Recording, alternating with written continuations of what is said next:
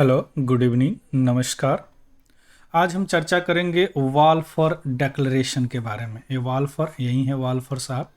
इन्हीं के डेक्लरेशन के कारण इजराइल का जन्म हुआ और आज यह मिडिल ईस्ट में या वेस्ट एशिया में यह स्थिति है। अब यह क्यों, यह डेक्लरेशन का कारण क्या था, इस डेक्लरेशन का सिग्निफिकेंस क्या था, यह डिक्लेरेशन है क्या, यही सारी चीज़ अभी हम डिस्कस करने जा रहे हैं और डिस्कस करेंगे कि यह वालफर डेक्लरेशन है क्या। चलिए शुरू करते हैं। चूंकि वालफर डेक्लरेशन जो है 107 साल का हो गया, यानी 107 साल पहले 2 नवंबर के ही, यानी 2 नवंबर 1917 को यह वालफर डेक्लरेशन हुआ था, घोषणा हुआ था।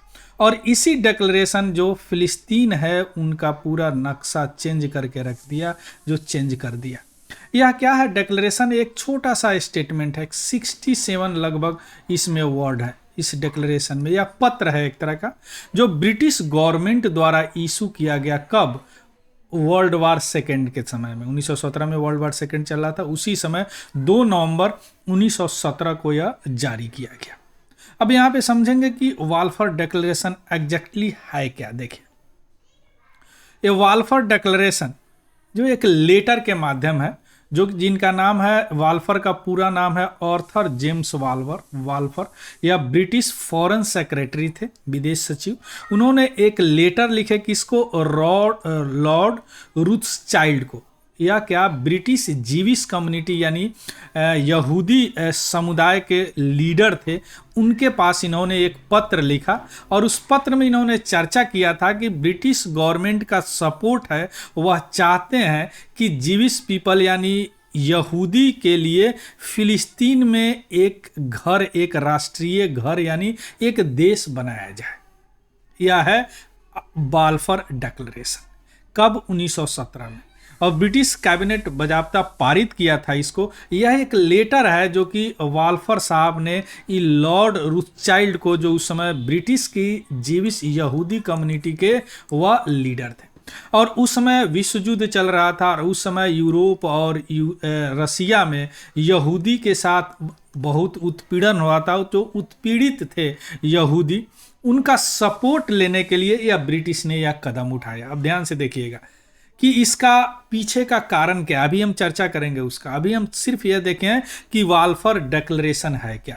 या कुछ नहीं है, एक छोटा सा पत्र है जो 67 शब्द का, यानी 67 शब्द का है, जो कि आर्थर जेम्स वालफर जो फॉरेन सेक्रेटरी थे, उन्होंने लॉर्ड रूथचाइल्ड जो उस समय लीडर थे ब्रिटिश जीविश कम्युनिटी के, उनके पास लिखा और बोला कि हाँ, ब्रिटिश गवर्नमेंट ये चाहता है, सपोर्ट करता है कि फिलिस्तीन में ही जीविश पीपल यानी यहूदी के लिए एक राष्ट्र का निर्माण हुआ। इसी से यह इजराइल का जन्म हुआ, है ना। अब हम आते, देखिए ये रहा जो वालफर ओरिजिनल डेक्लरेशन है, जो उस समय लिखा गया था नवंबर 2, 1967। बस इतना ही छोटा एक लेटर लिखा गया था उस रूथचाइल्ड के पास, आर्थर इनके ब्रिटिश आर्थर जेम्स वालफर के तरफ से। क्लियर।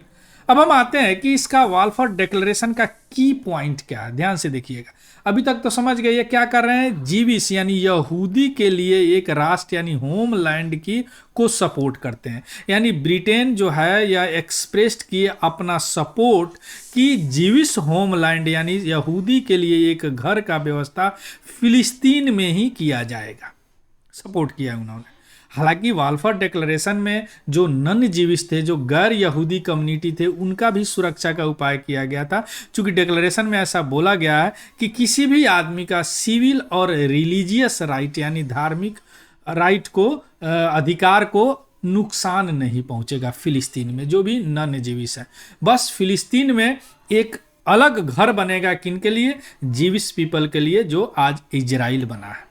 अब इनके पीछे इनका कूटनीतिक डिप्लोमेटिक क्या इरादा था?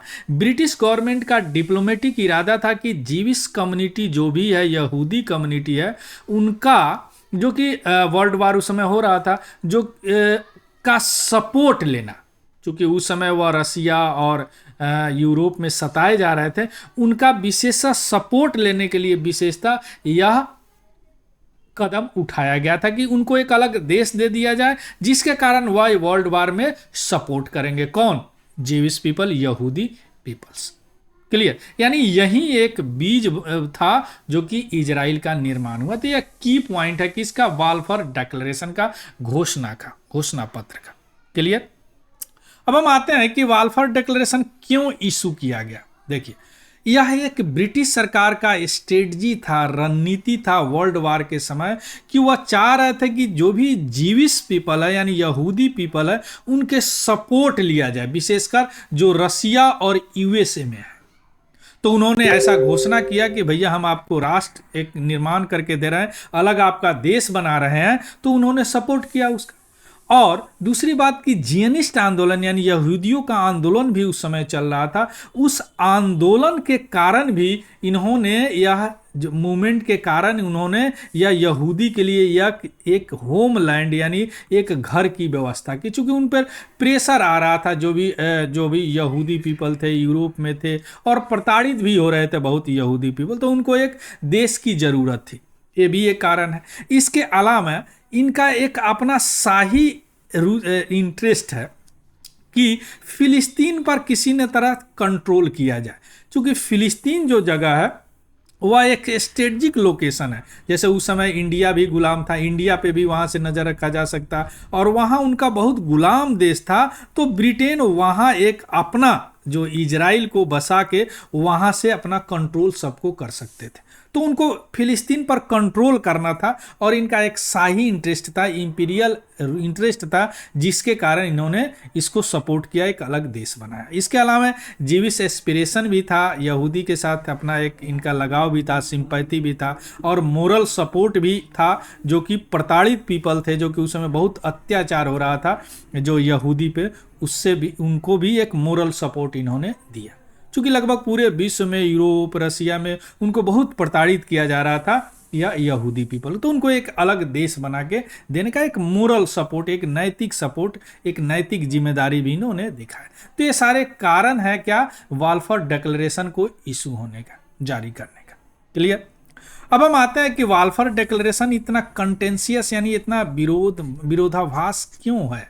क्योंकि देखिए, बाल्फर डिक्लेरेशन जो है उसमें ऑथोरिटी का कमी है। क्योंकि उस समय फिलिस्तीन जो था वह ऑटोमन साम्राज्य एम्पायर के अंतर्गत था। तो यह डिक्लेरेशन में सीधे आप बता दिए कि फिलिस्तीन में ही एक अलग राष्ट्र बनेगा, बिना ऑटोमन एम्पायर से कंसल्ट किए हुए नहीं, बातचीत किए हुए। तो आप किसी और एम्पायर में किसी कोई और देश कैसे बना सकते हैं? तो एक ऑथोरिटी का, किस ऑथोरिटी से आपने किया ये काम? तो एक लेक ऑफ अथॉरिटी है कि ऑटोमन साम्राज्य के अंतर्गत फिलिस्तीन आता था, उस फिलिस्तीन में से आप एक पार्ट इजराइल को दे दिए, यानी एक यहूदी का देश बना दिए। इसके अलावा दूसरा विरोधाभास है कि जो भी अरब कंट्री के वहाँ मुस्लिम जो देश थे, फिलिस्तीनियन जो थे, उनसे किसी तरह का कोई ना कंसर्ट किया गया, ना किसी तरह का कांटेक्ट किया गया, और उनके पॉलिटिकल राइट को इग्नोर करके डायरेक्ट आपने वहाँ पे एक पॉपुलेशन को, एक देश को बना दिया। जबकि जो भी देश वहाँ रह रहे थे फिलिस्तीनी में, जो भी थे अरब्स थे, उनसे कोई कांटेक्ट नहीं किया गया, उनको एक्सक्लूड कर दिया गया। इसके अलावा जो भी फिलिस्तीन पीपल थे उनका एक विरोधाभास, एक वादा में भी विरोधाभास हो गया। क्यों?